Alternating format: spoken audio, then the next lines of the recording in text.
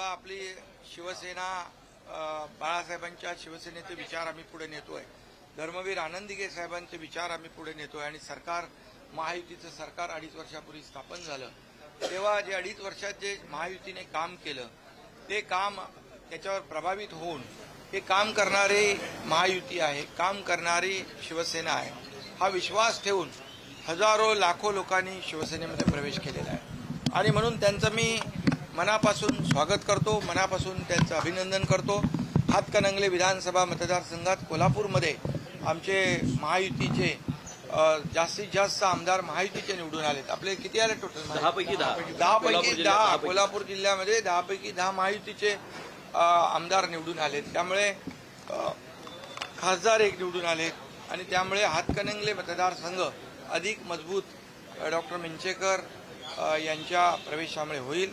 मी त्यांना खूप खूप शुभेच्छा देतो। भाई, पुण्यामध्ये दुर्दैवी घटना आहे ती घडलेली आहे, अद्यापही आरोपीला पकडण्यात आलेलं नाहीये, कसं बघता या घटनेकडे? खरं म्हणजे अतिशय दुर्दैवी घटना आहे आणि त्याचा निषेध करावा तेवढा थोडाच आहे। एक निंदनीय प्रकार या ठिकाणी आमच्या लाडक्या बहिणीच्या बरोबर घडलेला आहे आणि म्हणून मी स्वतः मुख्यमंत्री स्वतः त्याच्यामध्ये लक्ष घालून आहेत, अजितदादा लक्ष घालून आहेत। मी स्वतः पुणे पोलीस आयुक्तांशी बोललो आणि यावर कठोर कारवाई करण्याच्या सूचना सरकारच्या वतीने आम्ही दिलेल्या आहेत आणि आरोपी कुठल्याही परिस्थितीमध्ये तात्काळ त्याला अटक होईल, कारण त्याचे सगळे जे काही लागे बांधे आहेत ते सगळे पोलिसांच्या हाती आलेले आहेत आणि लाडक्या बहिणींना आम्ही एसटीमध्ये जास्तीत जास्त प्रवास करता यावा, त्यांना सोपं व्हावं म्हणून 50% सवलतही दिली, परंतु अशा प्रकारचे नराधम त्यांच्यावर अत्याचार करत असतील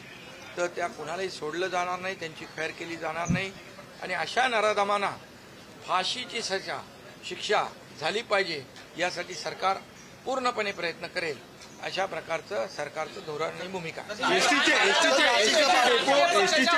एसटी डेपो आज मंत्री प्रताप सरनाईक यांच्याशी माझी चर्चा झाली आहे, त्यांनाही मी सांगितले ज्या आगारामध्ये अशा बंद पडलेल्या एसट्या आहेत त्यामध्ये असे गैरप्रकार होत आहेत, हे पूर्णपणे बंद झाले पाहिजे आणि या संपूर्ण सर्व डेपो मॅनेजरला अशा प्रकारच्या बंद पडलेल्या गाड्या या तात्काळ त्याचा निकाली काढल्या पाहिजे, लिलावात काढल्या पाहिजे।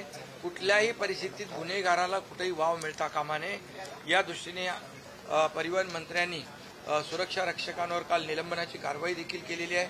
कुणालाही यामध्ये एक्सक्यूज नाही, कुणालाही पाठीशी घातलं जाणार नाही, यामध्ये कठोर कारवाई या ठिकाणी एसटी परिवहनच्या वतीने आणि सरकारच्या माध्यमातून केली जाईल, कारण शेवटी आमच्या लाडक्या बहिणींची योजना जशी आम्ही केली तशाच लाडक्या बहिणी सुरक्षित राहिल्या पाहिजेत, हे देखील सरकारची भूमिका आहे। त्यामुळे अशा प्रकारच्या नराधमांना कुठेही कुणी सोडणार नाही, त्यांच्यावर कठोर कारवाई केली जाईल। गेल्या काही दिवसापासून शक्ती कायदा येणार असं सांगितलं जातं, गेल्या काही दिवसापासून शक्ती कायदा होईल दिसतो आहे, त्यामुळे त्याचं राजकीय पार्श्वभूमी असल्याची देखील माहिती समोर येते। कोणी कुठल्याही पक्षाचा असू द्या, कुणाशी संबंधित असू द्या, अशा प्रकारच्या गुन्हेगाराला गय केली जाणार नाही, एवढंच मी आपल्याला सांगतो। कुणाशी संबंध असू द्या, कुणाशी लागे बांधले असू द्या, हा गुन्हेगार आहे आणि लाडक्या बहिणींच्यावर अत्याचार करणाऱ्या गुन्हेगारांना सोडलं जाणार नाही।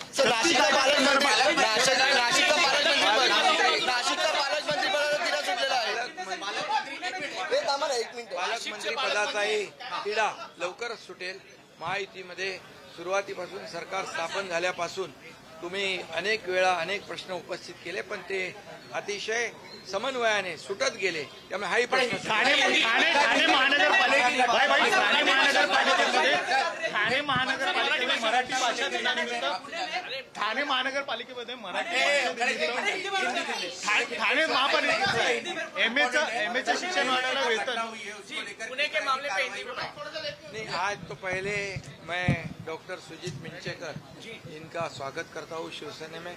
वो पूर्व विधायक थे, अभी कोल्हापुर में शिवसेना की ताकत बढ़ेगी और उनके साथ कई लोग आए हैं, गजानन पाटिल और कई लोग पदाधिकारी उनके साथ शामिल हुए, उनका मैं स्वागत करता हूँ।